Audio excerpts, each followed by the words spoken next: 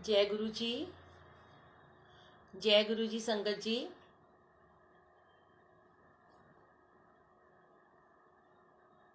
जय गुरु जी। संगत जी, जय गुरु जी। शुक्राना गुरु जी, अनंतम शुक्राना। नीलम आंटी, आपको मेरी आवाज़ आ रही है? जय गुरु जी। जय गुरु जी। नीलम आंटी, शुक्राना। संगत जी, 8 बज गए हैं। गुरु जी के साथ गुरु जी का सिमरन ग्रुप में आप सबका स्वागत है। गुरु जी विराजमान हैं। हाँ जी नीलम आंटी, एक बार संगत जी आ जाएं, संगत जी जुड़ जाएं। शुक्राना गुरु जी।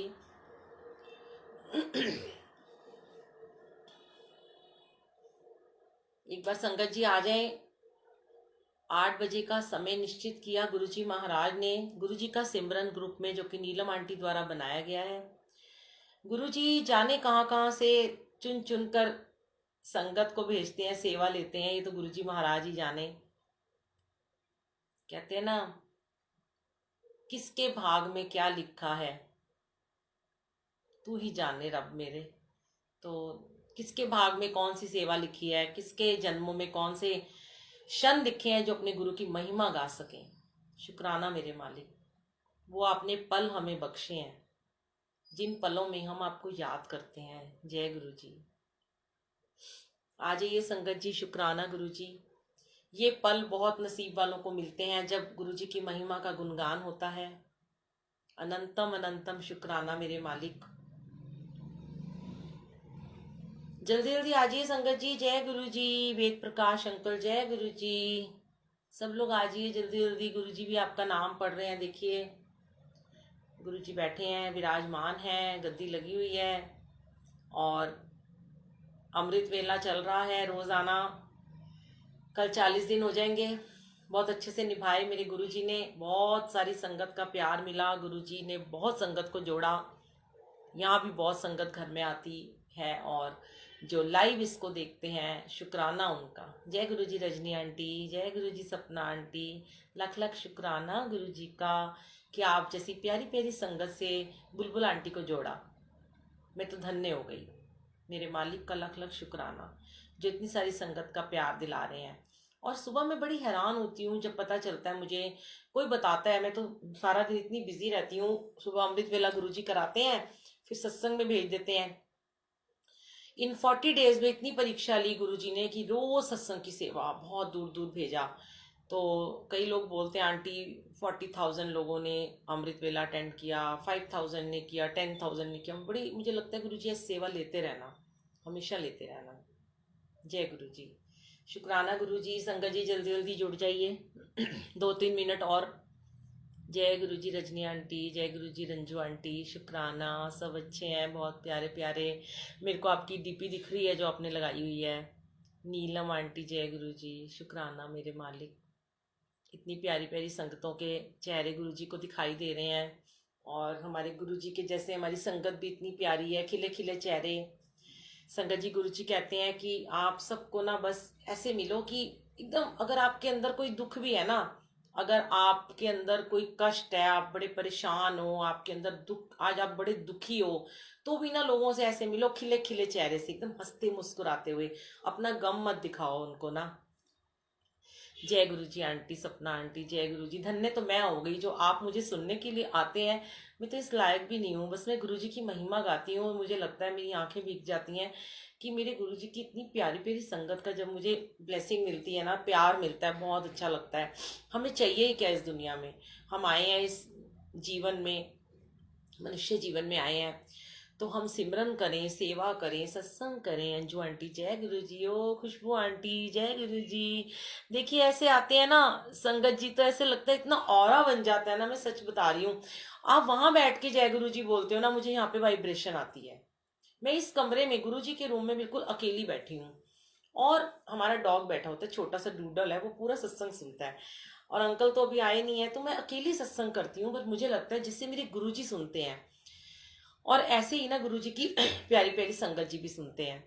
तो मेरे गुरु जी का इतना प्यार है कि आप लोग मेरे लिए नहीं आते, मैं सच कह रही हूँ। मेरे लिए तो पता नहीं आप आते हैं कि नहीं, मेरे गुरु जी के लिए आते हैं आप। लव यू खुशबू आंटी, कल मिलेंगे। और आप लोग गुरु जी की महिमा सुनने आते हो, ये सच है, कोई ऐसे नहीं आता। आप कोई कहानी सुनाने बैठ जाएगा, कोई शेरो शायरी करने बैठेगा तो आप देखेंगे कोई कविता सुना रहा है, गाने सुना रहा है, इतने लोग नहीं जुड़ेंगे। पर जहां बात आती है मेरे गुरु जी की, तो सारी संगत ऐसे भागी चली आती है, दौड़ी चली आती है। वाह, क्या खुशबू आ रही है, क्या फ्रेग्रेंस आएगी, क्या वाणी गुरु जी की निकलेगी, गुरु जी क्या बुलवाएंगे, गुरु जी कैसा सत्संग शेयर कराएंगे। मैं तो सोचती नहीं हूँ मैं क्या शेयर करूंगी। तो आज ना गुरुजी ने ना, मैंने कुछ लिखा था आज गुरुजी के लिए थोड़ा सा, और अभी जो मैं लिखती हूँ ना, वैसे मैं उसको पढ़ के ना रिकॉर्डिंग करके अपनी ऑडियो मैं डाल देती हूँ यूट्यूब पे। और देखिए अभी आते ही मेरी आंखें भीग गई, क्योंकि मेरे गुरुजी की संगत का इतना प्यार है, वो यूं बरस बरस के आ रहा है अमृत की तरह। तो आपको पता है गुरुजी ने एक बात बड़ी अच्छी बोली संगत जी। मैं ना ऐसी सोचती हूँ कि क्या मैं ये बोलूं, चलिए मैं सत्संग शुरू करने वाली हूँ, अब मैं शुरू करती हूँ, मुझसे ना ऐसे नहीं होता। मैं बहुत एक नेचुरल तरीके से आपसे बात कर रही हूँ, सत्संग जो भी मैं करूँगी बहुत नेचुरल है ये। तो मुझे ऐसे गुरुजी कई बार कहते हैं कि जो ये अमृत वर्षा होती है लोगों के स्वरूप पे, मतलब जो भी थोड़ी बहुत दो चार बूंदे होती हैं वो गुरुजी की ब्लेसिंग होती है। पर जो ये बाल्टी भर के अमृत वर्षा होती है, इसके लिए मैं कभी कुछ नहीं कहती। कोई मुझे पूछता है ना, बुलबुल आंटी वो वहाँ अमृत वर्षा हो रही थी, दूध की वर्षा हो रही थी, आपको पता है, तो मैं ना हाथ जोड़ देती हूँ। मैं ये भी नहीं कहती हो रही थी, मैं ये भी नहीं कहती कि नहीं हो रही थी। पर गुरु जी ना अक्सर बहुत टाइम से जब मैं गुरु जी के साथ बैठती हूँ ना, तो गुरु जी मुझे कहते हैं कि जो आंखों से अमृत बरसता है, गुरु की वाणी सुनने से, गुरु की गुरबानी सुनने से, अपने गुरु का गुणगान करने से, अपने गुरु का गुणगान सुनने से जो तुम्हारी आंखों से पानी निकलता है ना, असली वो अमृत वर्षा होती है। और ये मैंने महसूस किया। अभी तो आज तो मेरी आंखें बिल्कुल ही बरसने वाली हैं। मैं थोड़ा जल प्रसाद ले लूं, क्योंकि अभी मैं नहीं चाहती कि मैं शुरू शुरू में रोने लगूं, फिर मेरा सारा काजल भी फैल जाएगा। तो मैं कई बार गुरुजी से कहती हूँ, गुरुजी आपके दरबार में जब जाती हूँ, दरबार लगाती हूँ, आप इतने सुंदर लगते हो, जब मैं आपकी रंगोली बनाती हूँ आप इतने प्यारे लग रहे होते हो ना कि मेरी आंखें भर आती हैं। इतनी घर से तैयार व्यार होके जाती हूँ पर सारा काजल फैल जाता है, क्यों रुलाते हो आप मुझे इतना। फिर गुरुजी हंसते रहते हैं, मुस्कुराते रहते हैं, कहते हैं ए तेरी ए अमृत वर्षा होंदी है। ए जे तू मेरे प्यार दे विच पागल हो जाती है ना, चल्ली हो जाती है, कमली हो जाती है, और जब तुझे कोई नहीं देख रहा होता और सिर्फ तू और मैं बैठे होते हैं ना, तो वो अमृत वर्षा होती है। तो संगत जी सच में गुरु जी का प्यार तो बहुत नसीब वालों को मिलता है। और हमारे गुरु जी तो ऐसे रब हैं, इस दुनिया में आए हैं कि अपना प्यार लुटाए चले जा रहे हैं, हर एक के ऊपर लुटा रहे हैं। आज जो मैंने गुरुजी के लिए लिखा, अगर आप इजाजत देना तो मैं थोड़ा सा बीच बीच में पढ़ूंगी मैं, ठीक है। नीलम आंटी जय गुरु जी, शुक्राना। मेरे गुरु जी बहुत प्यारे हैं, इसलिए ना व्हाट्सएप ग्रुप में, हाँ जी आंटी, मैं मैसेंजर नहीं खोलती हूँ, तो आप मेरे को यहीं पे अपना फ़ोन नंबर दे दीजिए, मैं आपको फिर व्हाट्सएप कर लूँगी। तो मैं थोड़ा सा पहले पढ़ूं, पढ़ के सुनाऊं, चलेगा है संगत जी? फिर मैं सत्संग शेयर करती हूँ। जय गुरु जी, शुक्राना मेरे प्यारे गुरु जी। जब सब आपके लिए मेरे दिल से जब जब कुछ बातें निकलती हैं, तो गुरु जी मुझे बहुत सारे आशीर्वाद आपके महसूस होने लगते हैं। जब संगत जी कहती हैं, बुलबुल आंटी आप गुरु जी के कितने ज्यादा नजदीक हो, तो मैं धीमे से मुस्कुरा देती हूँ, क्योंकि मेरे गुरुजी भी मुस्कुरा रहे होते हैं। ये कहानी गुरुजी की और मेरी है। ये वो एहसास है जिसे मैं अपने गुरुजी के साथ जीती हूँ। जब तक जिंदा हूं मेरी रूह इसी एहसास के साथ जिंदा रहेगी। मेरा विश्वास इतना बड़ा गुरुजी ने बनाया कि पल पल वो मेरी परीक्षा लेते रहे। हर रोज हर पल एक नई परीक्षा की तैयारी वो करवाते हैं। संगत जी, टेस्ट गुरुजी उन्हीं लोगों की लेते हैं जिन्हें गुरुजी अपने लायक समझते हैं, अपनी सेवा के लायक समझते हैं। अगर कोई ये कहे कि हम तो गुरुजी के लायक ही नहीं है, आप देखिए कि बहुत सारी संगत जी ना लिखते हैं कि आंटी वो आंटी बड़ी ब्लेस्ड है, वो अंकल बड़े ब्लेस्ड है, उनकी तो हर बात बड़ी जल्दी पूरी हो जाती है। हम तो इस लायक ही नहीं है कि हम गुरु जी की संगत बन सकें। तो संगत जी, अगर हमारी इच्छा होगी ना, हमारी दृढ़ इच्छा होगी, तो गुरु जी हमें अपने लायक जरूर बना लेंगे। गुरु जी अपनी हर संगत पे अलग अलग मेहनत करते हैं और बराबर की मेहनत करते हैं, पर गुरु जी को पता होता है कि संगत का सरेंडर कितना है। अगर आपका सरेंडर है, देखिए अब मैं आज ना आपसे ना, आप मेरे से नहीं ना, मैं आपसे ना आप मुझसे, आप सीधे आज गुरु जी से ना, नए साल आने से पहले सब लोग ना ये प्रॉमिस, जी आंटी मैं आपको जरूर आज सबको मैं मैसेज करूंगी। मैं ना थोड़ी सी बिजी हूँ, कल 40 दिन हो जाएंगे। कल हमारे यहाँ रात को, मैं आपको भी बता दूं, फिर बाद में कुछ लोग हट जाते हैं, जो बाद में आएंगे वो भी इसे सुन सकते हैं संगत जी। कल रात को 8 बजे 31 तारीख को 8 से 10 सत्संग होगा। मैं कोशिश करूंगी गुरु जी की वीरा बुलबुल आंटी जो मेरा ग्रुप है उसमें मैं इसको लाइव चलाऊं, जितना चला सकूंगी। 10 बजे लंगर प्रसाद होगा, फिर 11:30 बजे से 12 बजे तक गुरु जी के साथ हम न्यू ईयर सेलिब्रेशन स्टार्ट कर देंगे, और फिर हम उसके बाद चाय कॉफी जो चलता रहता है, फिर 1 बजे से लेकर 2 बजे तक हम सब गुरु जी के सत्संग शेयर करेंगे। और फिर उसके बाद 2 से 3 गुरु जी हर साल करवा रहे हैं, मंत्र जाप होगा जो कि हम सृष्टि को अर्पण करेंगे, अपने गुरु जी को अर्पण करेंगे। वो मंत्र जाप हमारे लिए नहीं होगा, वो हमारी सृष्टि के लिए होगा। और उसके बाद वो 2 से 3 का जो जाप है, वो सारी दुनिया में जितने भी कैंसर के रोगी हैं उनके लिए हम गुप्त जाप करते हैं। हमें नहीं पता होता कौन किसको कैंसर कितना है, और गुरुजी ऐसे ऐसे कैंसर के पेशेंट को भेजते हैं। लास्ट ईयर 5 पेशेंट आए थे। उससे पहले हमारे घर में एक बच्ची आई थी 2 साल पहले, 3 साल पहले, 2.5 साल की, जिसका कैंसर गुरुजी ने ठीक किया था। पिछले साल भी 5 लोगों का कैंसर ठीक हुआ, और कल सब लोग केक काटेंगे रात के 12 बजे। बहुत ब्लेसिंग है गुरु जी की। जब हम संगत जी, आपको 1 मिनट होल्ड करना पड़ेगा, प्लीज जाइएगा नहीं, मेरे घर की बेल बज रही है, प्लीज 1 मिनट में आइए।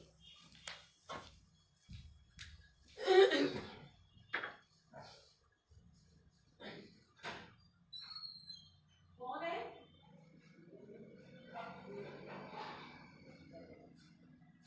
अच्छा, मेरे सत्संग चल रहा है, बाद में बात करूंगी, लाइव सत्संग चल रहा है, छोड़ दीजिए।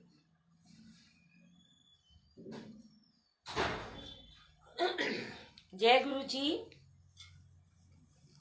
जय गुरु जी। संगत जी सॉरी, आज घर में कोई नहीं था और मैं बाई चांस कुंडी लगा दी मैंने गलती से, तो मैं दरवाज़ा खुला छोड़ देती हूँ, माफ़ करना गुरु जी, प्लीज़ सॉरी। तो वो 2 से 3 मंत्र जाप होगा कैंसर के रोगियों के लिए, और फिर उसके बाद अमृत वेला होगा। और उस अमृत वेले के बाद हम चढ़ता सूरज गुरु जी महाराज के साथ न्यू ईयर मनाते हुए अरदास करते हैं वाहिगुरु जी को, और मंत्र जाप के बाद हम आरती करते हैं, और फिर हमारा समापन होता है। लेकिन अमृत वेला चलता रहेगा। यहाँ की संगत ने बोला है कि हम अमृत वेला बंद आंटी अब आप नहीं करना। मैं तो रोज उठती हूँ, पर संगत जी ने कहा है कि वो भी रोजाना आएंगे। तो जो लाइव है वो मैं संडे के संडे चलाऊंगी गुरुजी की वीरा बुलबुल आंटी में 2 घंटे का। बाकी दिन जैसे मौका मिलेगा मैं उसको चला दिया करूंगी, आपको पहले मैसेज कर दूंगी मैं, पर आप लोग जरूर उठिएगा। तो देखिए संगत जी, गुरुजी ने यही समझाया हमें कि गुरुजी अगर आपकी इच्छा होती है तो आपको अपने साथ जरूर जोड़ते हैं। और हाँ, बात मैं ये कर रही थी, सॉरी भूल गई थी मैं, कि कल 31 तारीख है। हम सब गुरुजी को प्रॉमिस करेंगे। क्या प्रॉमिस करेंगे? कि गुरुजी हमारे पास जितने भी दुख हैं, हमारे पास जितने कष्ट हैं, हमारे पास जितनी परेशानियां हैं, जितने सुख हैं, जितने आपने हमें ऐशो आराम दिए, जितने हमें नहीं दिए, हमारा काम है नहीं है, हमारे घर में लड़ाई है, कलेश है, बच्चों की शादी नहीं हो रही है, किसी के बच्चे नहीं हो रहे हैं, जो भी प्रॉब्लम है, दुनिया में ढेर सारी प्रॉब्लम होती हैं। आपने एक ही अरदास करनी है संगत जी गुरु जी को, कि गुरु जी हम इस नए साल में 2021 में आपसे ये अरदास करते हैं कि हम आपको बिल्कुल किसी चीज के लिए शिकायत नहीं करेंगे। हम आपके साथ बैठकर हम सिर्फ और सिर्फ आपका शुक्राना करेंगे, और हम आपको फुल सरेंडर कर देंगे। हमारी डोर आपके हाथ में है, आप इसको जैसे चलाना चाहें आप इसको वैसे चलाना। संगत जी ये आपका मेरे से कोई प्रॉमिस नहीं है, मेरा आपसे नहीं है, किसी का किससे कोई प्रॉमिस नहीं है, ये खुद का एक डायरेक्ट प्रॉमिस होगा गुरु जी के साथ। हमने सिर्फ सरेंडर करना है। अगर आपने एक बार सरेंडर कर दिया, देखिए सरेंडर, मुझे लोग बोलते हैं कि बुलबुल आंटी सरेंडर क्या होता है। मैंने एक बार पहले भी एक यूट्यूब पे सत्संग डाला था कि सरेंडर किसको कहते हैं। मैं कोई बहुत बड़ी ज्ञानी नहीं हूँ, पर जब मैं गुरुजी के सामने बैठकर लिखती हूँ ना, मेरी कम से कम 50-60 डायरियां भर चुकी हैं अब तक। बुक लॉन्च करवाने की कोशिश थी, पर बीच में यूएस चली गई, तो आधी बुक लिखी है। बड़ी मेहनत लगती है, एक बुक पहले भी अपनी लिखी थी कविताओं की, बहुत मेहनत लगती है। तो अभी डायरियां लिखी हुई हैं, सत्संग बहुत शेयर कर देती हूँ पढ़ पढ़ के और रिकॉर्ड करके। तो संगत जी एक बार लोगों ने पूछा, संगत जी ने पूछा कि सरेंडर क्या होता है। तो गुरु जी ने जो मुझे थॉट दिया वो मैंने शेयर किया था कि आप जितना मर्जी कोई कहे, बहुत सारी संगत ऐसे हैं जो बहुत ब्लेस्ड हैं, जिनको बहुत ब्लेसिंग है, तुरंत ब्लेसिंग मिलती है, कईयों को जल्दी मिलती है, कईयों को देर से मिलती है। तो वो ये कहते हैं कि आंटी हमने तो पूरा सरेंडर कर दिया, हम तो अमृत वेला करते हैं, हम तो मंत्र जाप करते हैं, सुबह उठकर हम नहाते भी हैं, हम जोत भी जगाते हैं, और हम तो रात को भी अमृत वेला कर रात को भी मंत्र जाप करके सोते हैं, हम तो पूरा दिन सिमरन में रहते हैं, हम सेवा भी करते हैं, हमें मंदिर में भी, बड़े मंदिर में भी बहुत सेवा मिली है, हम सत्संग में भी जाते हैं। और क्या होता है सरेंडर? फिर क्यों नहीं गुरुजी हमें ब्लेस करते? फिर क्यों गुरुजी हमारी परीक्षा लेते हैं? तो सरेंडर का असली मतलब संगत जी ध्यान से सुनिएगा क्या है। जब हमें हमारा दुख ना लगे, जब हमें ये लगे कि गुरुजी आज आपने मेरे घर में आज खाने को रोटी नहीं है, या मुझे अपने घर का या अपनी दुकान का किराया देने के लिए मेरे पास पैसे नहीं है, चाहे आप मुझे सड़क पे ले आओ, चाहे मेरे पास भूखा रख दो, पर मैं आपसे शिकायत नहीं करूंगी या नहीं करूंगा। क्यों? क्योंकि मुझे पता है जिन पैदाइश तू किया तो हे राखेगा सिरजनहार। उसने तुझे पैदा किया है, वो तेरा कल का इंतजाम भी करके रखेगा। हम अपने कल के इंतजाम के चक्कर में हम अपना आज खो देते हैं। कैसे? हम सरेंडर थे, लेकिन जब हमें दुख आया, जब हमें पता चला हमारे को घर से बाहर कल निकाल दिया जाएगा, हमारे पास छत नहीं होगी, हम क्या करते हैं? हम बैठ जाते हैं अपने भगवान से लड़ाई करने, हम गुस्सा हो जाते हैं, हम नाराज हो जाते हैं। ये क्या कर दिया? मैंने आपकी इतनी पूजा की, ये क्या किया आपने मेरे साथ में? फिर तो वो अच्छे हैं जो आपकी पूजा नहीं करते, वो बहुत अच्छे हैं जो अमृत वेला में नहीं उठते हैं, आराम से 10 बजे सो के उठते हैं, वो तो बड़े सुखी हैं। पर संगत जी सरेंडर अगर आपने किया था और आपने ये कहा गुरुजी जैसे मुझे रखोगे मैं उसी हाल में खुश हूँ, मुझे पता है मेरे मालिक ना मुझे भूखा सोने देंगे, ना मेरे मालिक मुझे छत के बिना रहने देंगे, मेरे मालिक की मैं बेटी हूँ, मेरे मालिक मेरे पापा हैं, मेरे गुरुजी मेरे साईं हैं, मेरे गुरुजी मेरे भगवान हैं, मेरे गुरुजी को सब पता है। अगर गुरुजी, हमें इतना पता है, हमने तो आपको सरेंडर कर दिया, अगर हमें दुख होगा, जैसे गुरुजी को बोलो, जैसे गुरुजी आप कहते हो ना कि मैं तुम्हारी रूह में विराजमान हूं, मैं तुम्हारी बॉडी के अंदर रहता हूं, तो गुरुजी अगर आज हमें दुख होगा तो आपको भी दुख होगा, होगा ना? अगर हम दुखी हैं, हमारी आंख से आंसू बह रहे हैं, हमें कोई कष्ट है, हम भूखे हैं, तो क्या हमारा गुरु भूखा नहीं बैठा? हमारे हमारे सर पे छत नहीं है तो क्या हमारे गुरुजी को अच्छा लग रहा है? पर गुरुजी ना हमारी बहुत सारी ऐसी ऐसी परीक्षाएं लेते हैं। गुरुजी कहते हैं कि तुमने कहा, मैंने सरेंडर कर दिया, अब गुरुजी ने आपकी एक छोटी सी परीक्षा ले ली, ठीक है? गुरुजी ने ना आपकी एक परीक्षा ली कि देखता हूं कि इसका कितना सरेंडर है। उन्होंने आपको छोटा सा एक दुख दे दिया कि आज आपका काम में, आज आपको बिजनेस में कोई फायदा नहीं हुआ, खाली आप घर आ गए।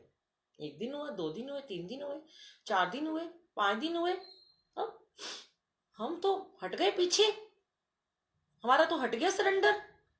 हमने तो एकदम से कह दिया अरे ये क्या भगवान है, इससे अच्छा तो मैं ना ही इनको मानती तो अच्छा था, ये तो मेरी दिन रात, मैं इस लायक नहीं मैं परीक्षा दे सकूं। देखिए जो मैंने आज लिखा था यही लिखा था कि हमें ये नहीं कहना कि हम गुरुजी के लायक नहीं है, हमें अपने आप को गुरुजी के लायक बनाना है। जब हम अपने दुख में दुख नहीं मानेंगे, हम उसमें भी खुश रहेंगे, सुख में भी अपने शुक्राना करेंगे, दुख में अरदास करें कि हाँ गुरुजी ये हमें प्रॉब्लम हुई है, इसका हल आप ही निकालो। पर हम करते पता है क्या है संगत जी, हमें जरा सी प्रॉब्लम आती है हम तुरंत 100 लोगों को फोन खड़का देते हैं, और कुछ नहीं तो अपने भाई बंधुओं को फोन कर देंगे। चलो हमारी डिग्निटी इतनी बड़ी है कि हमें लगता है किसी फ्रेंड को क्या करना, पहले अपने सगे भाई को कर देते हैं, बहन को कर देंगे, माँ को कर देंगे। पैसे नहीं है घर में, क्यों? गुरु बैठा है ना, उसे पिता माना है ना, उसे भाई माना है ना। संगत जी मैं आज आपको बात करते करते गुरुजी ने मुझे ये अभी अपना सत्संग में शेयर करती हूँ, मुझे याद दिलाया कि तू आज यही वाला सत्संग शेयर कर। ये कहते हैं ना सत्संग तो बातों बातों में सत्संग, मेरे तो पल पल के सत्संग है, मेरे तो श्वास श्वास में सत्संग है, मेरे तो पल पल के शुक्राने हैं। मेरा जीवन एक सत्संग बन के रह गया है, मेरे हर रोज के सत्संग है, हर रोज के, डेली के। मैं कहती हूँ मैं घर से बाहर जाती हूँ मेरे साथ एक सत्संग हो जाता है, मैं किसी एक घर सत्संग में जाती हूँ वहां मेरा एक नया सत्संग हो जाता है। तो भी गुरुजी ने मुझे क्या याद दिलाया कि हमारे ऊपर भी एक टाइम ऐसा आया कि हमारा भी सब कुछ खत्म हो गया। होता है ना, बहुत बड़ा लैविश बिजनेस मेरे हस्बैंड का, और गाड़ियां और इतना बड़ा घर और सब कुछ था। रोज हम बाहर खाना खाते खाते थे, रोज हम पार्टियां करते थे, डेली हम बाहर जाते थे, मूवीज देखते थे, अपना घूमने जाते थे। हर 2 महीने बाद हम कभी मनाली जा रहे हैं, कभी शिमला जा रहे हैं, कभी ऋषिकेश जा रहे हैं, कभी वैष्णो देवी जा रहे हैं। हमारी आउटिंग होती थी हर 2-3 महीने के बाद। और हमने बहुत कमाया और बहुत खर्च किया, बहुत दिया महाराज ने। तब मेरे जीवन में गुरुजी, मैं गुरुजी से कनेक्ट नहीं थी। गुरुजी तो मेरे जीवन में शुरू से ही थे। हमारे तो प्रारब्ध के कर्मों से पता नहीं 2000 20,000 कितने वर्षों से गुरुजी ने हमें संभाल रखा है। हम गुरुजी को नहीं पहचान पाते हैं। तो मैं आपको बताती हूँ, ये उन दिनों की बात है जब हमारा बुरा टाइम स्टार्ट नहीं हुआ था। देखिए बड़ा प्यारा सत्संग है ये, अभी गुरुजी ने मुझे अभी भी याद दिलाया है। सोचा कुछ और था पर मालिक बुलवाते कुछ और है, उनकी लीला उनकी मर्जी वही जाने, मैं कौन होती हूँ बोलने वाली। हमारे घर में ना मेरी बड़ी वाली डॉटर के लिए ना एक रिश्ता आता है कहीं से, और वो ना आते ही ना उनका जो लड़के का छोटा भाई होता है ना, वो ना मुझे ना एक 2 की रिंग देता है, उसके ऊपर गुरुजी का स्वरूप बना होता है। ना मैंने कभी गुरुजी का नाम सुना। मुझे बहुत लोग कहते थे राधा स्वामी को मान ले, नाम ले ले, नाम दान ले ले, दिव्य ज्योति वालों को मान लो। मैं बंगला साहब सिर्फ शुरू से जाती हूँ, मेरे घर में गुरु ग्रंथ साहब जी हैं। मैंने कहा मैं किसी को नहीं मानूंगी, मेरा गुरु एक है, मैं गुरु की बानी को मानती हूँ, गुरु ग्रंथ साहब जी को मानती हूँ।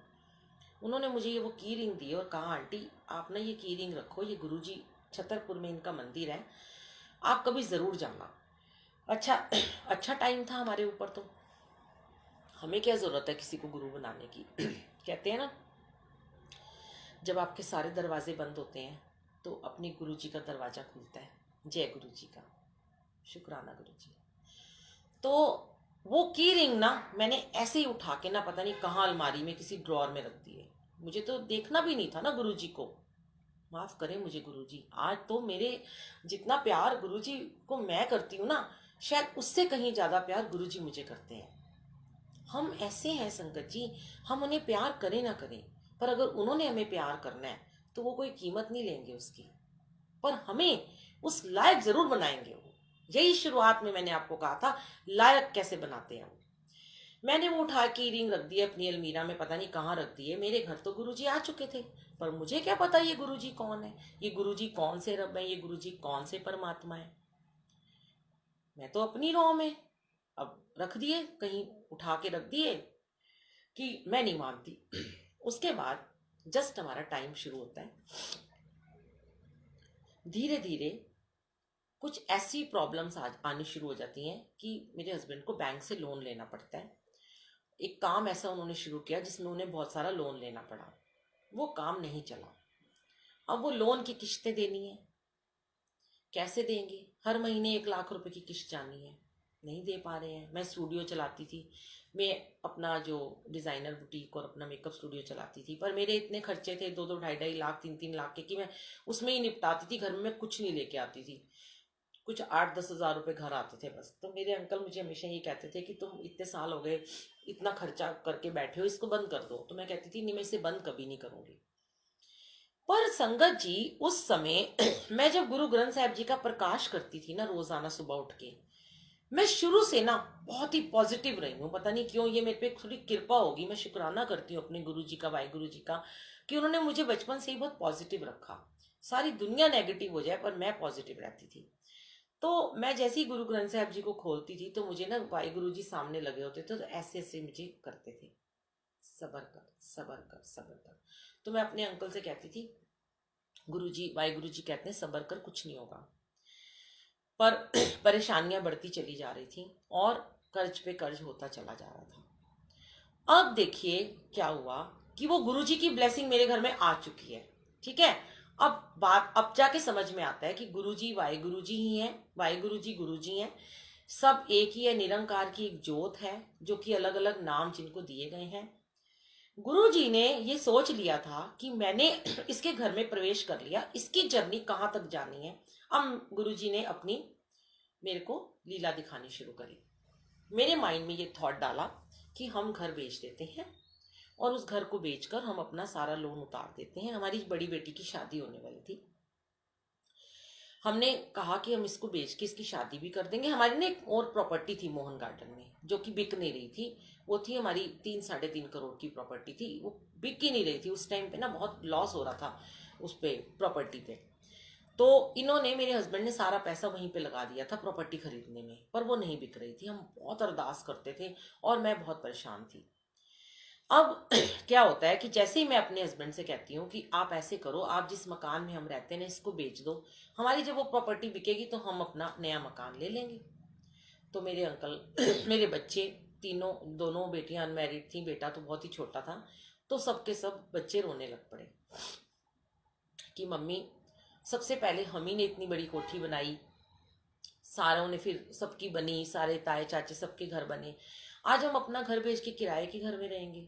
तो मैंने अपने बच्चों को समझाया कि देखो बेटा, पापा हैं, जिंदगी है, तो हम फिर घर बना लेंगे, हमारी मोहन गार्डन की जगह बिक जाएगी, हम फिर अपना घर बना लेंगे। पर अभी इसको बेच के हम लोन उतार दे, पापा हर महीने 1 लाख रुपए नहीं निकाल पा रहे। तो मेरे अंकल को शायद गुरु जी ने वो थॉट डाल दिया माइंड में हमने अपना घर सेल कर दिया। सेल किया, हमारी बेटी की शादी हुई बड़ी की। अब देखिए हम रेंट पे चले गए। वो गुरुजी का लॉकेट, जो पेंडेंट जो भी था, की रिंग था, वो साथ ही चला गया होगा। मुझे आज तक नहीं मिला। वो मिलेगा जरूर, मुझे पता है, मेरे घर में से मुझे कभी ना कभी जरूर मिलेगा। वो साथ ही चला गया शिफ्टिंग में। गुरुजी की ब्लेसिंग। जब तक मैं अपने घर में थी तब तक मैं इतना पूजा पाठ करती थी, इतना ही सुबह उठ के सिमरन, जपजी साहब, जाप साहब, सुखमनी साहब, नित्यनेम, 5 बानियां, सेवा, हर हफ्ते पाठ, प्रभात फेरियां, इतनी सेवा वाहिगुरु जी लेते थे। पर मैं कहीं खुश नहीं थी, मुझे ना शांति नहीं थी, मुझे सुकून ही नहीं था जिंदगी में। जब हम रेंट के घर में गए तब मेरे स्टूडियो में, जो मैंने पहले भी शेयर किया अपनी जर्नी, वो मैं फिर कभी करूंगी, मुझे जो मिले लोग, उन्होंने मुझे जब गुरुजी से जोड़ा, मैं यहाँ पे आपको टर्न करती हूँ अपना सत्संग, उन्होंने जब मुझे जोड़ा तो मेरी जिंदगी एकदम से बदल गई। मुझे लगा कि ये दुनिया कहती थी गुरुजी गुरुजी गुरुजी, और मैं तो इनका की रिंग ही उठा के कहीं रख चुकी हूँ। मैं कितनी बड़ी गलती कर चुकी हूँ, मुझे माफ करना, मैं इतनी स्टूपिड थी, मैं इतनी अनजान थी गुरुजी, कि मैंने आपको पहचाना नहीं।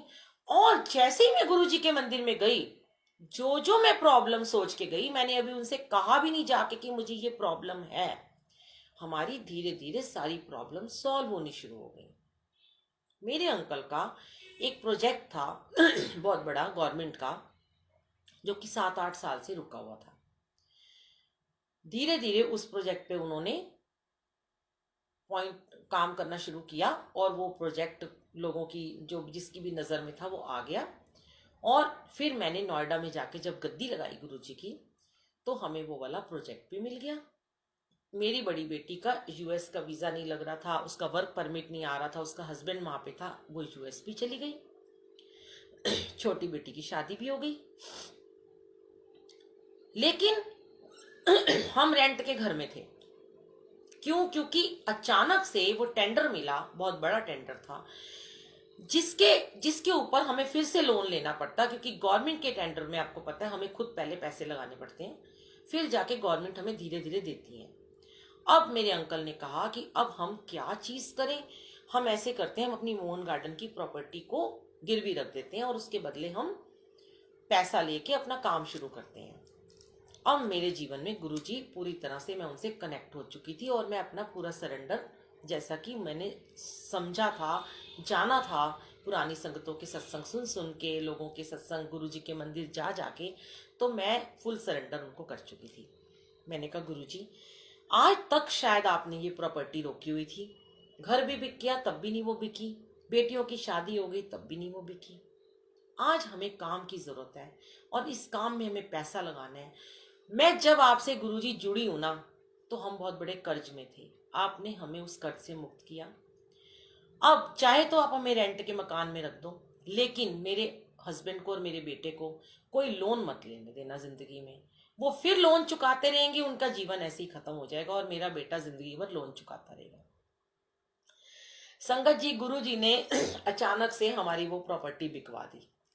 देखिए, ऐसे उन्होंने पुकार सुनी और वो प्रॉपर्टी हमारी सेल हो गई। मेरा बेटा, गुरुजी को सब मानते हैं हमारे घर में, तब मेरे बेटे ने मुझे एक लाइन बोली कि मम्मा, मेरे लिए ना ये गुरुजी की बहुत बड़ी ब्लेसिंग है कि आज मुझे कर्ज नहीं लेना पड़ा इस काम को स्टैंड करने के लिए। उन्होंने वृंदावन में अपना वो टेंडर प्रोजेक्ट लगाया, जो हम बनाते हैं शमशान घाट में, हम मशीनें बनाते हैं, उसके क्या कहते हैं, स्क्रबर बनाते हैं, और विदाउट धुआं रहित मशीनें हमने बनाई हैं। जो भी उनका प्रोजेक्ट है, गोरखपुर में फिर उसे एक प्रोजेक्ट मिला, मिलते चले गए और वो पैसा रोटेट होना शुरू हो गया। अब एक बार मैं एक सत्संग में गई, मेरे मन में ना, मुझे कोई पूछता, हमारे जो रिलेटिव थे ना, वो बड़े दुखी दुखी से रहते थे, जो मुझे जानते थे। हाय राम, तुमने अपना घर बेच दिया, तुम तो जिंदगी में अपना घर ही नहीं कभी बना सकते हो, ये तो बड़ा मुश्किल हुआ, घर नहीं बेचना चाहिए था। ये मैं जानती थी, मैं उन्हें कुछ नहीं कहती थी, पर मैं गुरुजी से कहती थी, गुरुजी आपने मेरे पति को जीवन दान दिया, वरना वो इतनी टेंशन में उन्हें कुछ भी हो जाता। इतना कर्ज उतारते उतारते हम कहाँ से उतारते? क्या वो घर लेके 1.25 करोड़ का मैं बैठी रहती अपने जीवन में? उस घर को लेके बैठती और मेरा पति चला जाता, क्या करती मैं उस घर का? उसके बाद भी तो मुझे वो घर बेचना पड़ता। तो आपने मेरे पति को जीवन दान दिया, मेरे बच्चों की शादी कराई, मेरी बेटी को इतनी अच्छी जगह यूएस में भेजा, छोटी बेटी का इतना अच्छा स्टूडियो खुलवा दिया, मेरे बेटे को 20 ईयर की एज में इतना बड़ा बिजनेस लैविश खड़ा कर दिया। तो क्या हो गया? पर कहीं ना जब हमें लोग नेगेटिव करते हैं ना संगत जी, तो हम थोड़े से नेगेटिव हो जाते हैं। तो एक दिन मैं ऐसी सत्संग में बैठी हुई थी, कोई भजन चल रहा था। ये भजन था नहीं, मैं सोच रही थी कि मैं गुरुजी से कहती, गुरुजी मैं ना हर 2 साल के बाद ना, हमें ना ये घर चेंज करना पड़ता है, हर वक्त हमारे घर के नीचे ट्रक खड़ा होता है और इतना मुश्किल है ये पैकिंग करना, डब्बों में डालना, फिर जाके लगाना, मेरे बस का तो है नहीं, आप कब दोगे ना हमें घर, ये बता दो आप बस। तो गुरुजी हैं, तो गुरुजी की लीला वही जाने।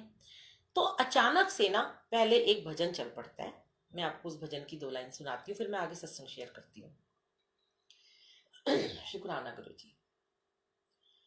गुरुजी तेरे परोसे मेरा परिवार है, गुरुजी तेरे परोसे मेरा परिवार है, तू ही इस नाव का माझी, तू ही पतवार है, गुरुजी तेरे परोसे। तो क्या कहते हैं, अगली लाइन है, मैंने अब छोड़ी चिंता, तेरा जो साथ पाया, तुझको जब भी पुकारा, अपने ही पास पाया, पूरा परिवार ये मेरा, पूरा परिवार ये मेरा, तेरा कर्जदार है, गुरुजी तेरे परोसे।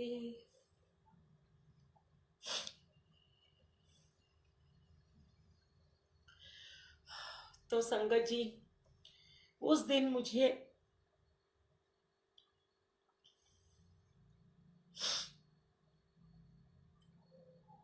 सॉरी संगत जी,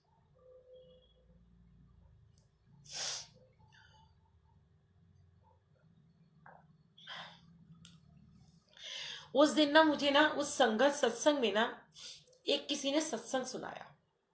वो सत्संग मेरे लिए था। उन आंटी ने सत्संग सुनाया जो कि मैं आज हर किसी को सुनाती हूँ जो परेशान होता है, जो रेंट के घर में रहते हैं। अब गुरु जी के सामने ना जब हम इमोशनल हो जाते हैं ना, गुरु जी ये तो कहते हैं अमृत वर्षा तुम्हारी आंखों से मैं कराता हूँ। तो ये अमृत वर्षा तो गुरु जी कराते हैं। शुक्राना गुरु जी। हम सोच के नहीं रोते संगत जी, ये आंसू ऐसे नहीं निकलते हैं। ये प्यार है गुरु जी का जो हमारी आंखों से बरसता है। ये शुक्राना होता है जो हमारी आंखों से बरसता है। तो संगत जी, उन्होंने एक सत्संग सुनवाया गुरु जी ने मुझे कि गुरु जी के टाइम पे एक आंटी गुरु जी को कहती थी कि मैं हमेशा, इतने साल हो गए मैं रेंट के घर में रहती हूँ और मेरे घर के नीचे हमेशा ट्रक खड़े रहते हैं। मेरी जिंदगी ऐसे ही बीत जाएगी, मेरी इतनी जिंदगी बीत गई, क्या मुझे आप कभी अपना घर नहीं दोगे? तो गुरु जी ने उस आंटी को क्या उत्तर दिया कि जो तेरे घर के नीचे ट्रक खड़े होते हैं ना, ये तेरे घर के नीचे ना हर साल 2 साल में ना एम्बुलेंस खड़ी होती। तेरे घर वाले, तेरा पति इतना बीमार रहता कि तू हर वक्त उसे लेके हॉस्पिटलों के चक्कर मारती। तेरे बच्चे इतने बीमार रहते कि तू एम्बुलेंस लेके और हॉस्पिटल में जाती। मैंने उस एम्बुलेंस को तेरे घर के रेंट का तेरा घर देके इस ट्रकों में कन्वर्ट कर दिया। क्या तुझे ये मंजूर है? वो आंटी गुरुजी के चरणों में गिर पड़ी और मैं भी। मैंने कहा गुरुजी, आप तो ऐसे ही कर्म कटवाते हो, हमें नहीं चाहिए वो एम्बुलेंस, हमें इन ट्रक की, हमें ट्रक की बहुत है। जब आपकी मर्जी होगी आप घर देना। अब बेटे का काम बहुत मेहनत कर रहा है, 20 साल का बच्चा बहुत मेहनत करता है। आज भी वृंदावन गए हुए हैं, अपने प्रोजेक्ट पे गए हैं। आती है पेमेंट, आती है, चल रही है, रोटेट हो रही है, काम में बढ़ाते चले जा रहे हैं अपने काम को। पर गुरुजी ने कहा घर तो मैं तुझे अपनी मर्जी से दूंगा, जब भी दूंगा। ये घर तेरे को कमी है, यहाँ मैं बैठा हूं। मेरे गुरुजी ने इतने बड़े एक घर में, इतना बड़ा हमारा घर, 4 बेडरूम में, एक ड्राइंग रूम में अपना दरबार लगवा दिया। और सोचिए कि किसी का अपना घर होता है तो उसके घर में संगत नहीं आती, उसके घर में जाप नहीं होता। गुरु जी का इतना शुक्राना कि जहां भी मैं रही इतने सालों में, 5-6 सालों से, गुरु जी ने उस हर घर में अमृत वेला करवाया, सत्संग करवाए। गिनती नहीं है संगत जी सत्संगों की। ऐसी ऐसी ब्लेस्ड लोगों को भेजा, ऐसी ऐसी रूहों को यहाँ भेजा, पवित्र कर दिया इस मिट्टी, इस दीवारों को, ये मिट्टी की बनी दीवारों को अपना मंदिर बना दिया। गुरु जी ने मंदिर बना दिया। ऐसा होता है कभी कि लोग फिर भी शिकायत करते रहते हैं। और मुझे कोई कहता है ना, एक आंटी ने ना मुझे एक दिन मैसेज किया, जैसे होती हैं बड़ी भोली भोली आंटियां, प्यारी प्यारी भोली भोली संगत होती है, बच्चे जैसे होते हैं ना, उनको पता नहीं होता। तो जैसे मैं भी पहले ऐसी थी। तो एक आंटी ने मुझे एक बार थोड़े टाइम पहले मैसेज किया कि आंटी मैं तो ना रेंट के घर में रहती हूँ, मेरा बड़ा मन करता है कि मैं हमारे पास गद्दी लगाऊं, पर मेरा जब अपना घर होगा ना मैं तभी गद्दी लगाऊंगी। अब देखिए, ध्यान से सुनिए, मुझसे गुरुजी ने उसे आंटी को क्या बुलवाया। मैं नहीं बोलती, मेरे यहाँ का तो ऊपर का माला ही खाली है संगत जी। ये ताले की चाबी लगा के गुरुजी ने अपने पास रखी है। जब गुरुजी को कुछ मुझे बताना होता है, खोलते हैं, इसमें डालते हैं, बोल, अब वो बंद करके ले जाते हैं चाबी को। गुरुजी ने उन आंटी को मुझसे क्या बुलवाया। मैंने कहा आंटी एक बात बताओ कि आपका मन करता है, आपके घर में कितने कमरे हैं? उन्होंने कहा मेरे घर में 3 बेडरूम है और हम सिर्फ 3 ही लोग हैं। मैंने कहा अच्छा। आप कहती मेरा एक कमरा खाली है, मैं सोचती हूँ उसमें गद्दी लगा दूं, पर मुझे लगता है ये तो रेंट का घर है। मैंने ना गुरुजी को कह रखा है कि गुरुजी जिस दिन मुझे अपना घर दोगे ना, मैं उसी दिन गद्दी लगाऊंगी। मैंने कहा आंटी एक बात बताओ, आपने एक बच्चे को अपने कमरा दिया हुआ है, एक आपने खुद लिया हुआ है। आपके घर में आपकी कभी सास या आपकी मम्मी या ससुर या पापा आ जाएं तो क्या आप उनको ये बात कहते हो कि जब मेरा अपना घर होगा मैं तभी तुम्हें बुलाऊंगी, ये रेंट का घर है, मैं यहाँ तुम्हें नहीं बुलाऊंगी। संगत जी आंटी एकदम से चुप हो गई। आंटी कहती, बस बुलबुल आंटी, मैं समझ गई आप क्या कहना चाहते हो, सॉरी मुझसे बहुत बड़ी गलती होगी, अब मैं ऐसा कभी नहीं बोलूंगी। मैंने कहा आंटी बस बात इतनी सी है, हमें अपने गुरुजी महाराज को बुलाने के लिए शर्तों की जरूरत क्यों पड़ती है कि आप मुझे पहले सुंदर सा घर दो तब मैं गद्दी लगाऊंगी। गद्दी मत लगाओ, मैं ये नहीं कहती हर कोई गद्दी लगाए, गद्दी की सेवा होती है, गद्दी की सेवा करनी पड़ती है। गद्दी लगाते हो तो गुरुजी को अकेला नहीं छोड़ना पड़ता, उनको हर चीज का भोग लगता है, जो आप खाते पीते हो, सफाई रखनी पड़ती है, चोला बदलना पड़ता है, सब रूपों को साफ करना पड़ता है, कमरे की सफाई करनी पड़ती है, सब करना पड़ता है। पर आप खाली गुरुजी का स्वरूप लगा के भी पूजा कर सकते हो। लेकिन अगर आपके मन में ये भाव आ रहा है कि मैं गद्दी तब लगाऊंगी जब मेरा अपना घर होगा, वो गलत है। गुरु जी को आपने बुलाना है तो आप कहीं जहां आप रहते हो वहां पे भी तो आप बुला सकते हो। जब आपको गुरुजी ने इस घर में रख दिया तो वहां गुरुजी भी रह सकते हैं। गुरुजी कहते हैं कि जद तेनू मैं किराए दे मकान च रख सकता तो मैं भी तेरे किराए दे मकान च क्यों नहीं रह सकता। अब बताइए, गुरुजी ने कुछ गलत कहा? नहीं कहा ना। मेरे को गुरुजी की कोई कही हुई बात गलत नहीं लगती। अब कोई कहे क्या कि मैं अपने पास से बोलती हूं, नो, मेरी औकात ही नहीं है संगत जी। मैं हर बार एक ही बात शेयर करती हूँ, हर बार अपने सत्संग में एक ही बात कहती हूँ, इस जिब्बा की औकात नहीं है अपने गुरुजी का गुणगान करने के लिए। ये गुरुजी नहीं चाहते अगर मैं यहाँ बैठकर आपके सामने सत्संग शेयर करूं या मैं अपनी ऑडियो डालूं या मैं अपना कोई लाइव सत्संग सुनाऊं, तो गुरुजी मेरी वॉइस कॉर्ड को यहीं से बंद कर देंगे अभी के अभी, कि उन्हें पसंद नहीं है तो तू नहीं बोल सकती। पर उन्हें पसंद है कि तू ये सत्संग शेयर कर और बोल तू। और गुरुजी यही बात कहते हैं, तू बोल जो तुझे बोलना है, मैं विराजमान होता हूं तुम्हारी वाणी पे तब तुम सत्संग कर पाते हो। जब मैं नहीं चाहूंगा तुम नहीं कर पाओगे, जब तक मैं चाहूंगा तुम सेवा कर पाओगे, जब तक चाहूंगा अपना सिमरन करोगे, पर थोड़े से एफर्ट्स तो तुम्हें करने पड़ेंगे। संकट जी, जो हमारी भूख होती है ना, जो हमारी रूह की भूख, जैसे हमें अब मेरा आज मन कर रहा है, मुझे पिज्जा खाने का मन कर रहा है, मैं पिज्जा मंगवा के ही दम लूंगी। मेरा पाव भाजी खाने का मन कर रहा है, मैं पाव भाजी खाने जाऊंगी। मेरा गोलगप्पे खाने का मन कर रहा है, हम कहेंगे अपने हस्बैंड को हमें गोलगप्पे खिलाओ। तड़पते रहेंगे जब हमें नहीं मिलेंगे गोलगप्पे। मैं तो खाती नहीं हूं पर बता रही हूं। ऐसे ही जब आपकी भूख होती है, जब की तड़प होती है कि मुझे गुरुजी से मिलना है, बात आ गई वहीं स्टार्टिंग में कि गुरुजी के लायक बनना है। जब हम गुरुजी को ये कहते हैं, गुरुजी आप हमें अपने लायक बनाओ, हमारी औकात नहीं है, पर हम हाँ आपकी सच्ची संगत, आपके सेवादार बनना चाहते हैं, हम आपका गुणगान करें, हमें ऐसी बख्शिश दो कि हम जिंदगी भर आपका गुणगान करते रहें बस, और हमें कुछ नहीं चाहिए। और आपका हाथ हमारे सर पे हमेशा ऐसे ही बना रहे। गुरु जी का हाथ है ना, देखिए ऐसे करके, मैं तो उसके नीचे जाके बैठ जाती हूँ और सर ही नहीं उठता, लगता है गुरु जी मेरे सर पे हाथ फेर रहे हैं। मेरे मालिक यहीं सुलाते हैं, यहीं बिठाते हैं, यहीं खिलाते हैं, सब कुछ यहीं। जिस दिन अलग जाके कमरे में कभी सोने की कोशिश करती हूँ बेडरूम में, उस दिन नींद ही नहीं आती, पूरी रात करवटें बदलती रहती हूँ, फिर तड़पती रहती हूँ, सुबह हो जाती है, सर दर्द हो जाता है। फिर गुरुजी को कहती हूँ, गुरुजी आज मैं उधर क्यों गई थी ना। फिर गुरुजी कहते हैं तू तो खुद ही गई थी, मैंने थोड़ा तुझे भेजा, जा उधर जाके सो जा। फिर गुरुजी ना बड़े प्यार से, बड़े मोहब्बत से अपना प्यार उड़ेलते हुए मुझे कहते हैं कि तू नहीं सुतती ना सारी रात, मैं भी नहीं सुतता सारी रात। ये प्यार होना चाहिए गुरुजी का। जब आपको आपके गुरुजी आके ये कहे ना कि तेरा मेरे बिना दिल नहीं लगता वीरा, हुन मेरा ही तेरे बिना दिल नहीं लगता, ये भाव आपको गुरुजी की तरफ से आएगा कि अब गुरुजी भी आपके बिना नहीं रह सकते हैं। इतना प्रेम करिए, इतना निष्काम, इतना निस्वार्थ प्रेम करिए संगत जी कि गुरुजी को आपके पास 24 घंटे रहना ही पड़ेगा। जब हमारा भाव सच्चा होता है, जब हमारा भाव अच्छा होता है, जब हमारा भाव निस्वार्थ होता है, हम जब सिमरन में जुड़े रहना चाहते हैं, एक ऑरा होता है। आप सोचेंगे आप बेड पे बैठ के सत्संग सिमरन कर लेंगे, कभी नहीं कर सकते। जब तक मैं बेड पे बैठ के सिमरन करती थी, मुझसे कभी मेरा ध्यान नहीं लगता था। कोई जरूरी नहीं है कि मुझे यहाँ पे इतना बड़ा रूम मिल गया तो ये इसमें गुरुजी बैठे हैं, नहीं, आप छोटा सा एक कोने में भी गुरुजी का स्वरूप लगा देंगे और एक आसन लगा के उस कोने में भी बैठ जाएंगे, जमीन पे बैठ जाए, बेडरूम में बैठ जाए, नहीं है जगह आपके घर में अलग स्थान बनाने की, बैठ जाए, एक जगह बनाए अपनी, एक ऑरा बनाए अपनी, एक जगह का ऑरा होता है।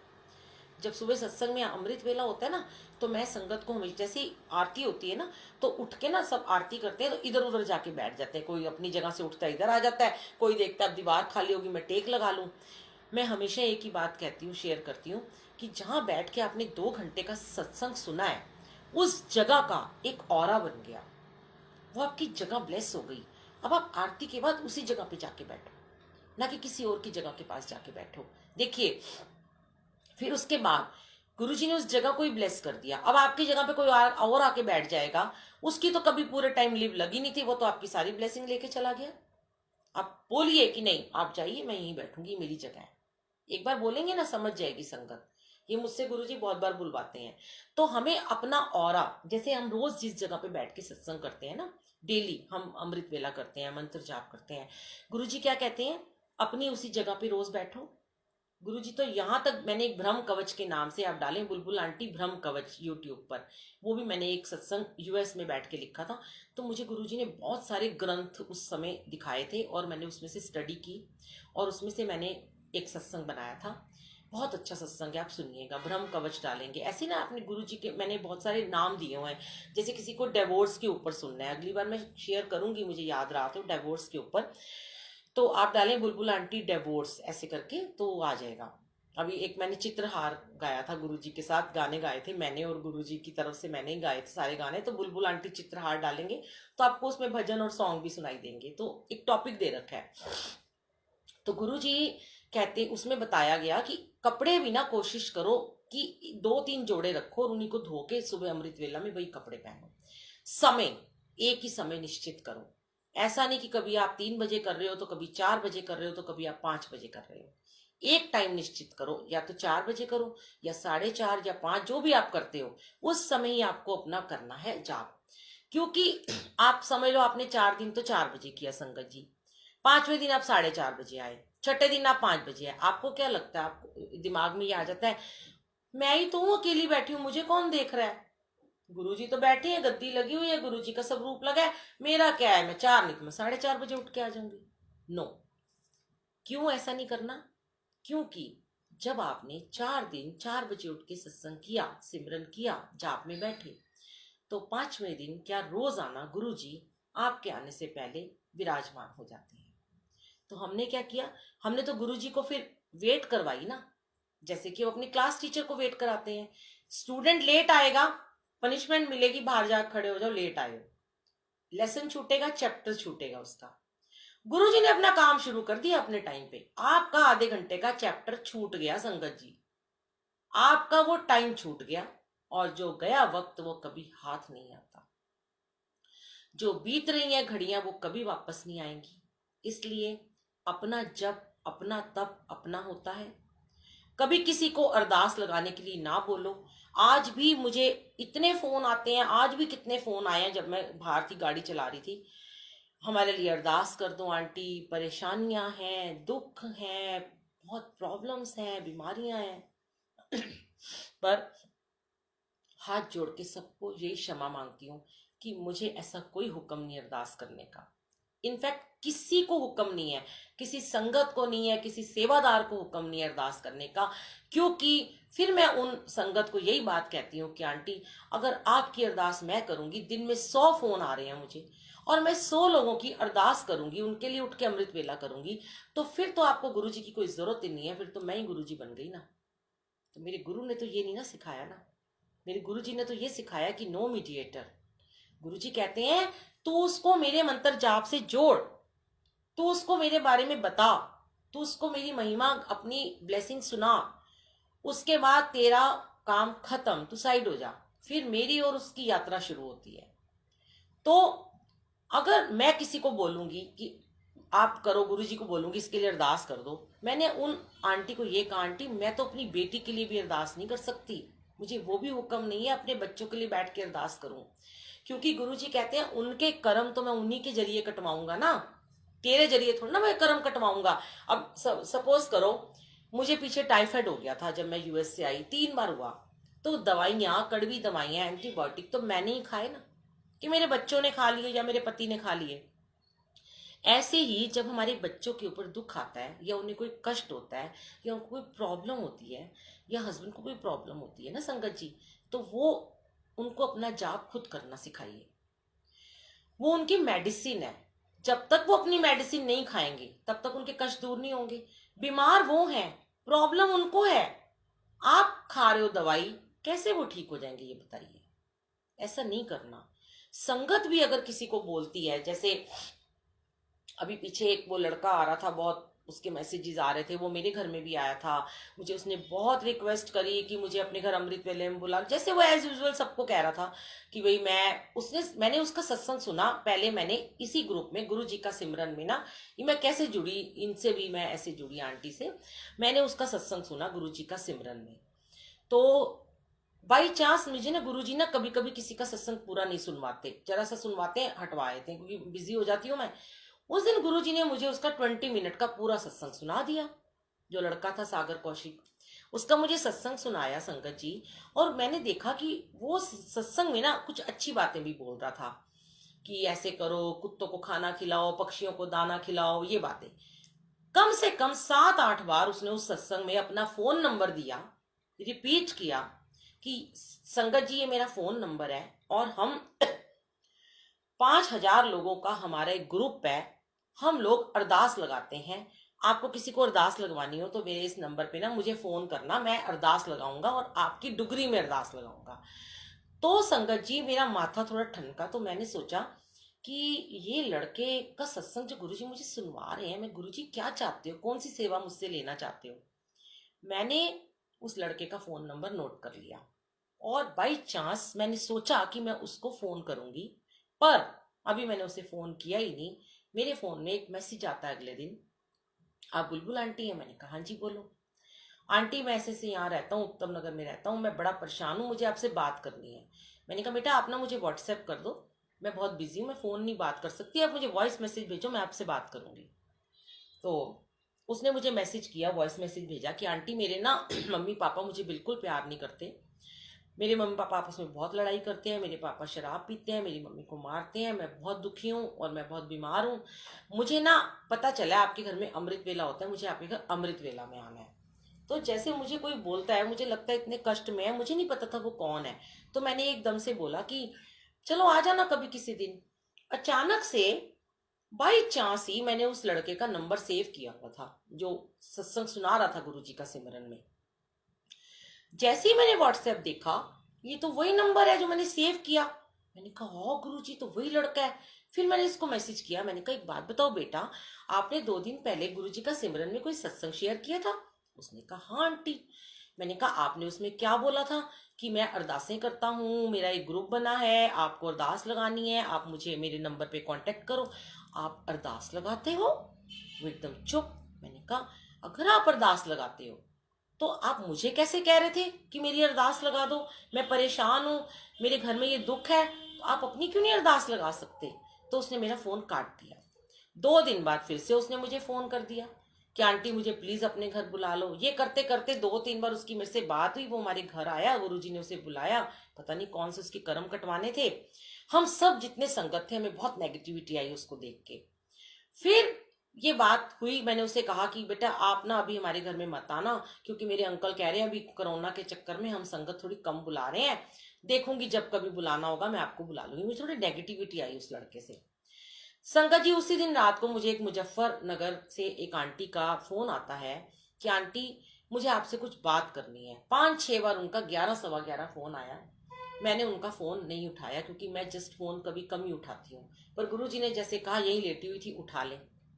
आंटी ने मुझे कहा आंटी मुझे आपसे एक बात पूछनी है, मुझे 2 मिनट का टाइम दो। मैंने कहा हाँ जी आंटी। कहती हैं कि आपके गुरुजी का जो मंदिर है, मैं तो अभी 1 महीने से जुड़ी हूँ, क्या वहां पे कोई चोला चढ़ता है, चुन्नी चढ़ती है? मैंने कहा नहीं आंटी, हमारे तो मंदिर में कोई चोला नहीं चढ़ता गुरुजी का, गुरुजी तो वही मंदिर के ही चोले जो बनते हैं वो पहनते हैं, वहाँ अलाउड ही नहीं हो, तो प्रसाद तक अलाउड नहीं, कोई पैसा अलाउड नहीं है।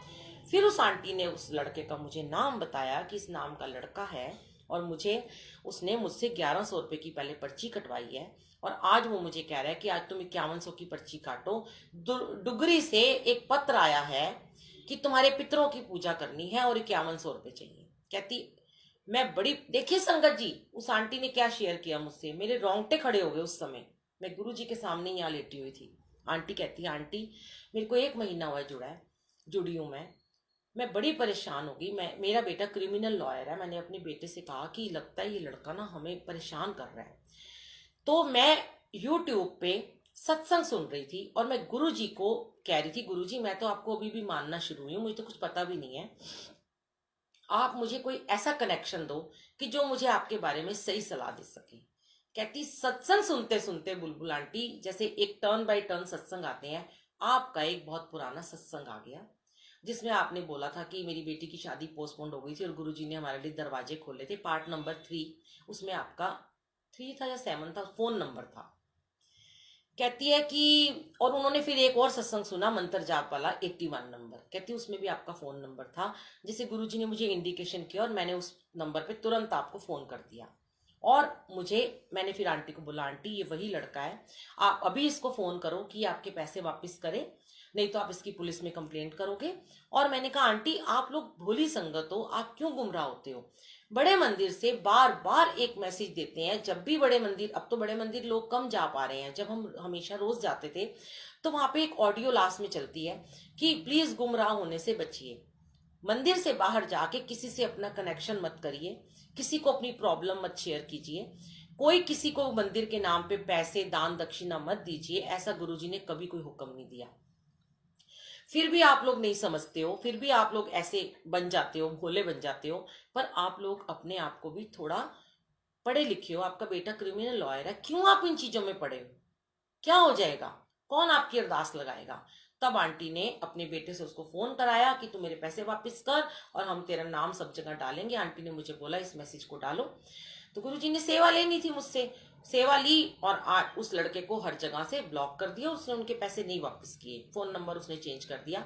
मुझे पता है, गुरुजी को भी पता है कि अभी वो उसके कर्म बाकी हैं, वो अभी नहीं सुधरेगा, अभी वो और अपने ऐसे कर्म बढ़ाएगा और बार बार चपत खाएगा। पर संगत जी हमें भी ये सोचना है कि हमें नई संगत को ये बताना है कि आप गुरुजी से अपना डायरेक्ट कनेक्शन करो, कोई मीडिएटर नहीं है बीच में, कोई आपकी अरदास नहीं लगा सकता। आप लाखों रुपए करोड़ों रुपए दे दो, आपकी कोई अरदास नहीं लगा सकता। एक गुरुजी एक ऐसे हमारे रब आए इस दुनिया में कि जो सीधा कनेक्शन, डायरेक्ट कनेक्शन की बात करते हैं, और अपने आप को सरेंडर कर दो उनको बस। शुक्राना मेरे गुरुजी, अपनी ऐसे ही मेहर बनाए रखना, संगत का प्यार बनाए रखना। संगत जी चिलिया कल 40 दिन हो रहे हैं, अमृत वेला जो चल रहा है गुरुजी की वीरा बुलबुल आंटी में, पहले गुरुजी नाल मौजा में चल रहा था, अभी कुछ टाइम से गुरुजी नाल मौजा से हटके गुरुजी की वीरा में ट्रांसफर हो गया है। और रात को कल 8 से 10 सत्संग होगा, लंगर प्रसाद होगा, गुरुजी के साथ न्यू ईयर सेलिब्रेशन होगा, फिर सत्संग शेयर होंगे और 2 से 3 सामूहिक मंत्र जाप होगा। जैसे जैसे मुझे टाइम मिलेगा मैं गुरुजी की वीरा बुलबुल आंटी जो मेरा ग्रुप है उसमें लाइव चलाती रहूंगी, आप बीच बीच में बने रहिएगा। और ठीक 12 बजने में 5 मिनट पर जरूर जुड़िएगा। बहुत सारी संगत और बहुत गुरुजी के साथ, और एक और बड़ी अच्छी एक है तो गुड न्यूज़ है, पर मैं चाहती थी कि ये सरप्राइज ही है वैसे तो, कि मेरे गुरुजी ने 2 साल पहले जो एक साल तक गद्दी लगाई थी वो चेरी काउंटी में चली गई अंजू आंटी के यहाँ। अब जो लास्ट ईयर गद्दी लगाई थी वो छतरपुर चली गई है एक अंकल के यहाँ। और अभी तो मैंने ये देखिए टेम्परेरी गद्दी लगाई है, सोफा लगाया है। पर गुरुजी की एक बहुत सुंदर गुरुजी का सिंहासन गुरुजी ने मंगवाया है, आज आ चुका है, उस कमरे में है, कल यहाँ दरबार लगेगा। मैं बस गुरुजी को इतना ही कह रही थी, गुरुजी मैं तो कुछ नहीं हूँ, मेरे पास तो कुछ है ही नहीं आपको देने के लिए, पर मेरे जीवन की एक तमन्ना है, एक सिंहासन आपका ऐसा हो जो दुनिया में कहीं ना हो, मैंने ना देखा हो, किसी ने ना देखा हो। और गुरुजी ने इतना बड़ा, इतना ऊंचा एक सिंहासन बनवाया अपने लिए, जैसे कि श्री रामचंद्र जी जब अपने सिंहासन पर बैठते हैं वो सिंहासन, मैं तो ब्लेस्ड हो गई। बस मुझे लगा मेरे गुरुजी, और मैं आज सुबह से बावरी हुई जा रही हूँ, वो सिंहासन सीढ़ियों से आ भी नहीं रहा था। कैसे गुरुजी ने एक रिक्शा वाले को नीचे भेज दिया। मैं खड़ी थी, किसी को कह रही थी कोई आ जाओ, 2-3 लोग आ जाओ, इसको रस्सी से ऊपर चढ़ाना है। और वो बंदा आया, उसने रस्सियां बांधी और फर्स्ट फ्लोर पे ऊपर हमने बालकनी से उसको चढ़ाया।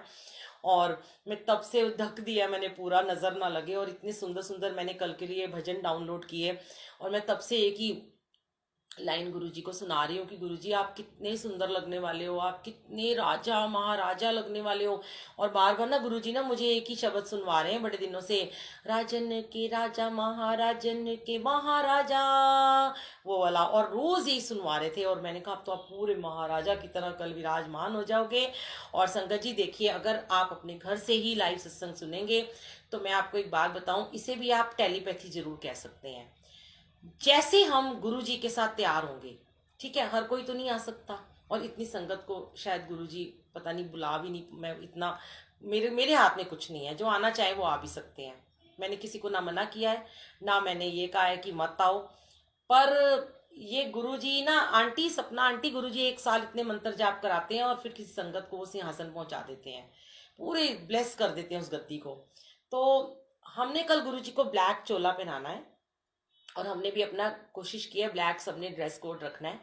तो आप लोग अगर चाहते हो गुरुजी का प्यार, गुरुजी को दिखाना है ना हमने, तो कि गुरुजी कहीं भी बैठे हैं, किस ड्रेस में बैठे हैं, हम भी वैसे बने, तो आप लोग सब अपने घर में कल ब्लैक कपड़े पहन के बैठिएगा, और खूब अच्छे से तैयार होके रहिएगा।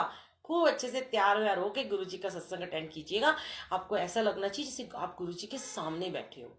इसको ही टेलीपैथी कहते हैं। जब आप भजन सुनेंगे, जब आप डांस देखेंगे, जैसे ही डांस शुरू होगा, जो गाना चलेगा, आप भी अपने घर में नाचना शुरू कर देना, और फिर अपनी अपनी वीडियो बनाना, और फिर सारे मुझे भेजना, और फिर फेसबुक पे भी डाल देना, व्हाट्सएप में भी डाल देना, तो पता चले गुरुजी को कि देखो मेरी संगत मुझे कितना प्यार करती है। कि वो अगर सत्संग में नहीं आ पाए हैं, अपने घर में बैठे हैं, तो उसी तरीके से हम गुरुजी के साथ सेलिब्रेशन करेंगे।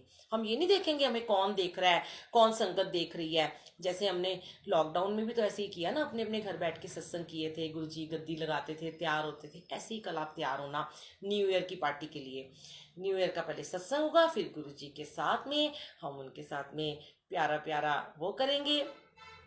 हाँ आंटी जरूर, आंटी मैंने, आप गुरुजी की वीरा, नेहा आंटी गुरुजी की वीरा बुलबुल आंटी में 8 बजे से कल रात को स्टार्ट होगा। पहले तो सुबह अमृत वेला जो होता है वो तो होगा, और रात 8 से लेके अगले दिन सुबह अमृत वेला तक वो चलता रहेगा। जैसे जैसे मुझे मौका मिलेगा मैं चलाती रहूंगी, बीच बीच में थोड़ी थोड़ी देर के बाद, जब पहले सत्संग चलाऊंगी, फिर उसके बाद मैं डांस चलाऊंगी, सेलिब्रेशन करेंगे, फिर मंत्र जाप चलाऊंगी, फिर अमृत वेला, तो वो चलता ही रहेगा। तो हम तो पूरी रात जागेंगे, हम गुरुजी के साथ बैठ के जगराता करते हैं हर साल।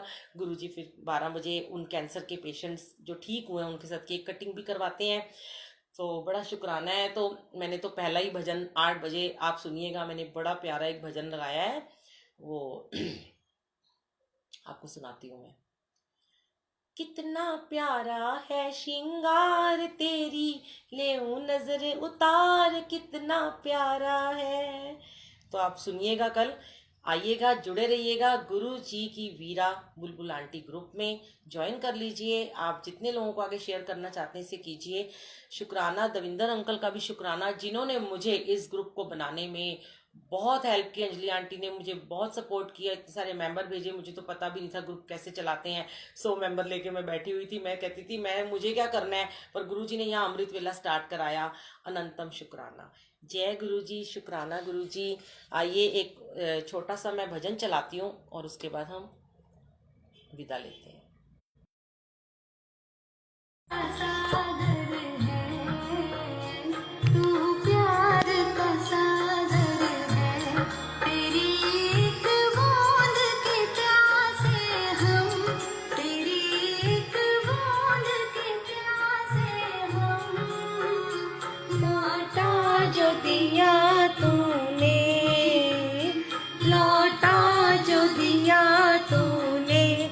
चले जाएंगे जहाँ से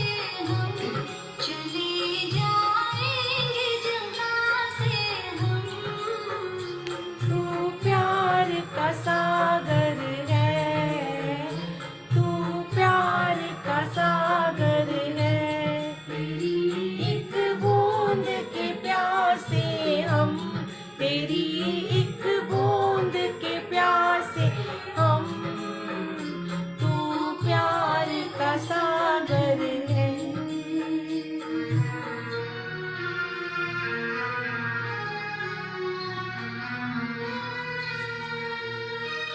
सब गाइए संगत जी, सब लोग गाइए।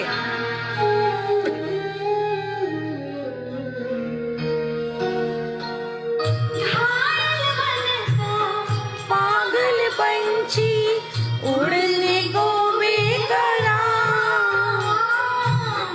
उड़ने को बेकरार। आँख है कोमल, आँख है धुंधली।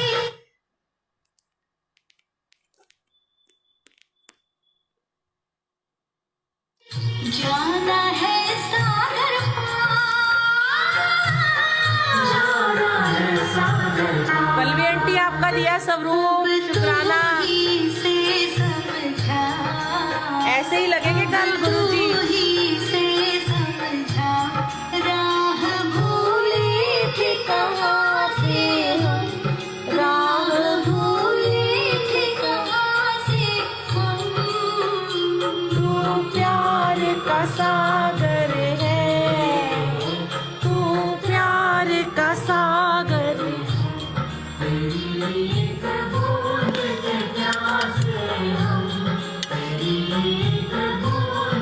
प्यासे हम, तू प्यार का सागर है।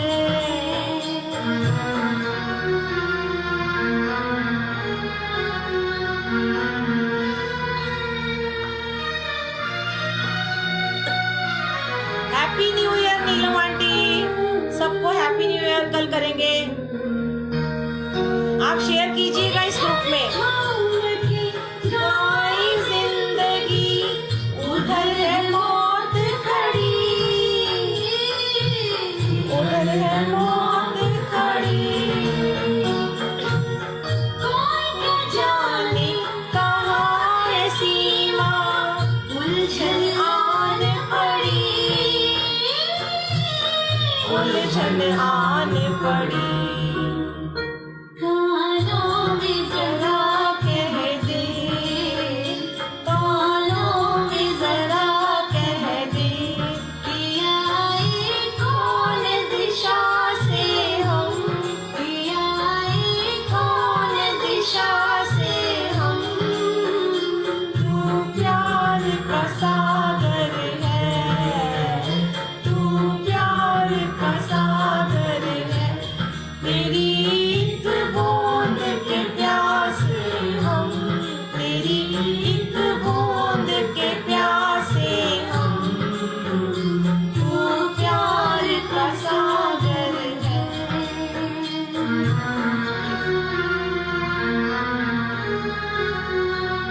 शुक्राना गुरुजी, शुक्राना संगत जी, लाख लाख शुक्राना।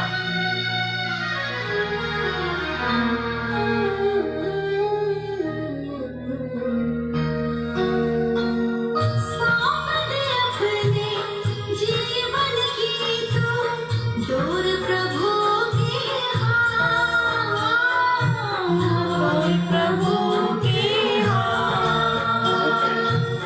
फिर आएगी जब जब मुश्किल, होगा वो तेरा साथ, होगा वो तेरे साथ।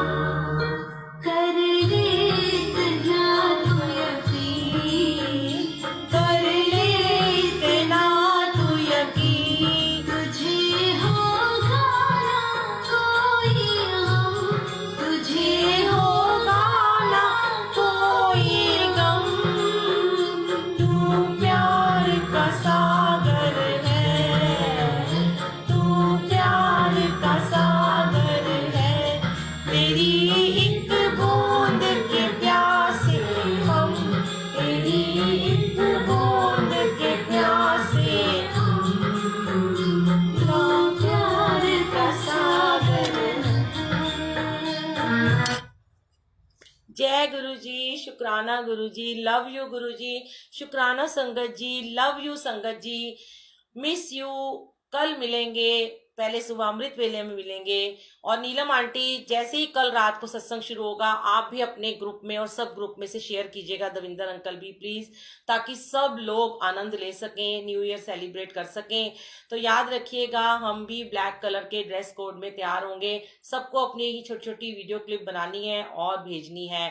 कहीं भी भेज सकते हैं, गुरुजी की वीरा ग्रुप में भेजिए। मैं सबकी वीडियो बाद में अप्रूव कर लूंगी, ताकि गुरुजी को पता चले सबने तैयार होकर हाजिरी लगाई है। शुक्राना, अनंतम अनंतम शुक्राना। जय गुरुजी, शुक्राना गुरुजी।